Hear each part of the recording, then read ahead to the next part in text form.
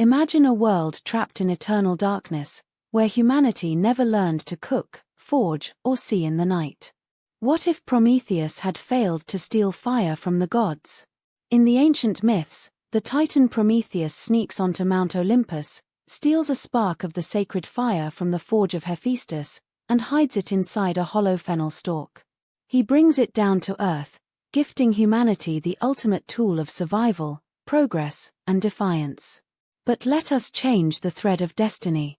Let us imagine that as Prometheus slips away from the celestial forge, the sharp eyes of Zeus catch him. The Titan is seized, his rebellion crushed before it ever began. The sacred fire remains locked away in the heavens, forever out of reach for the fragile creatures of clay. Without that single spark, the story of humanity takes a dark and terrifying turn. To understand what we would be without fire, we must first look at our own bodies. Biologists tell us that cooking our food was the catalyst for human evolution. Raw meat and tough plants require massive amounts of energy to digest, leaving little power for our brains to grow. Fire unlocked nutrients, shrank our digestive tracts, and fueled the rapid expansion of the human brain. Without fire, this neurological revolution never happens. We remain small-brained, physically weak hominids, forever locked in a primal state. Our jaws remain heavy, our teeth large, and our intellect limited to basic survival instincts. We do not write poetry, we do not study the stars, and we do not question the nature of our existence. We simply exist, shivering in the damp corners of the earth. As night falls across this alternate world, the true horror of our existence begins. Without the protective barrier of the campfire, the darkness belongs entirely to the beasts. For thousands of years, fire was our shield against the predators of the wild. It kept the wolves, the lions, and the cave bears at bay. Without it, humanity is nothing more than easy prey. The nights are filled with terror. We do not sleep soundly in warm shelters. Instead, we huddle in the deepest, coldest recesses of caves, listening to the growls of predators waiting just beyond the shadows. Our numbers remain incredibly small, kept in check by the brutal laws of nature. We cannot expand into the colder regions of the globe. The frozen north remains a forbidden wasteland, and humanity is confined to a narrow, tropical band of the earth, forever living on the edge of extinction. Think also of how this would reshape our relationship with the earth itself. Without fire, there is no agriculture as we know it. We cannot clear forests with slash-and-burn techniques to plant crops. We cannot bake clay into pottery to store grain or carry clean water. This means the agricultural revolution never happens. We never settle down into permanent villages. We remain perpetual nomads, constantly on the move, chasing the migration of herds and the seasonal ripening of wild fruits. The concepts of land ownership, nations, and laws never develop. Society remains organized in tiny, family-based clans of no more than a few dozen individuals. Cooperation is limited, and trust between different groups of humans is virtually non-existent.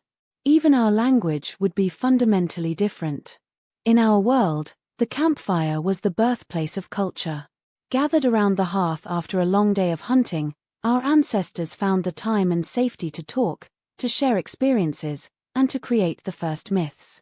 The firelight cast dancing shadows on cave walls, inspiring the very first artists and storytellers. This is where language grew from simple warning cries into complex narratives. Without the hearth, there is no storytelling. There is no shared history, no mythology, and no religion. Our communication remains rudimentary, focused entirely on immediate, physical needs. The rich tapestry of human culture is replaced by a silent, functional existence. Consider the loss of human civilization on a grand scale. Without fire, there is no metallurgy. We cannot melt copper, bronze, or iron. The Stone Age never ends. There are no swords, no plows, no gears, and no engines. The great empires of Egypt, Rome, and China are never born. There are no towering pyramids reaching for the heavens, no paved roads stretching across continents, and no ships crossing the vast oceans. The earth remains a silent, untamed wilderness. The forests are thick and uninterrupted, the air is pristine, and the rivers run clear, but there is no one to appreciate their beauty. Humanity is merely another animal in the forest, leaving no more trace of its existence than the deer or the rabbit. And what of the gods themselves? Up on Mount Olympus, Zeus sits upon his throne, looking down at the quiet earth. In our history, the gods grew jealous of human progress. They feared our technology, our pride, and our potential to challenge their authority.